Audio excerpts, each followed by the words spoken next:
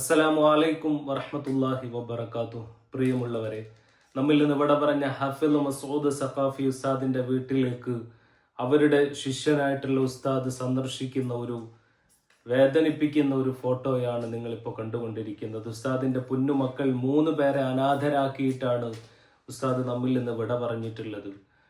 ഉസ്താദിന്റെ മക്കൾ അവരുടെ കാറിന്റെ ബോണറ്റിൽ എഴുതിയ വാക്കുകളൊക്കെ നമ്മളൊക്കെ ഏറെ കരയിപ്പിച്ചതാണ്. അള്ളാഹു സുബ്ഹാനഹു വ തആല മക്കൾക്കും ആ കുടുംബത്തിനും അള്ളാഹു ക്ഷമ നൽകട്ടെ. ആമീൻ യാ റബ്ബൽ ആലമീൻ. പ്രിയമുള്ളവരെ, നമ്മൾ കഴിഞ്ഞ വീഡിയോയിലൊക്കെ പറഞ്ഞിരുന്നു, ഉസ്താദിന്റെ ശിഷ്യന്മാർ, ഉസ്താദിനെ സ്നേഹിക്കുന്നവർ, ഉസ്താദിന്റെ മുഹിബ്ബീങ്ങൾ ഈ ഉസ്താദിന്റെ അനാഥരായ മക്കളുടെ ഉത്തരവാദിത്തം ഏറ്റെടുക്കുമെന്ന്. ഇപ്പോഴിതാ സുൽത്താനുൽ ഉലമ കാന്തപുരം എ പി അബൂബക്കർ മുസ്ലിയാർ ഈ മക്കളുടെ ഉത്തരവാദിത്തം ഏറ്റെടുത്തതായിട്ടുള്ള വിവരമൊക്കെ നിങ്ങൾ അറിഞ്ഞിട്ടുണ്ടാകും. അതൊന്ന് നിങ്ങൾ അറിയിക്കണമെന്ന് കരുതി.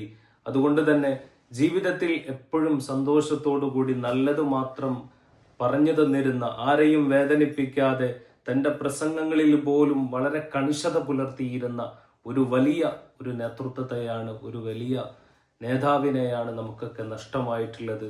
ആ നഷ്ടം എത്ര തികച്ചാലും തികയില്ല എന്ന് നമുക്കൊക്കെ അറിയുന്നത് പോലെ തന്നെ ആ മക്കളുടെ ഉത്തരവാദിത്വം ഉസ്താദ് ഏറ്റെടുത്തു എന്ന് കേട്ടപ്പോൾ വളരെയധികം സന്തോഷം തോന്നി.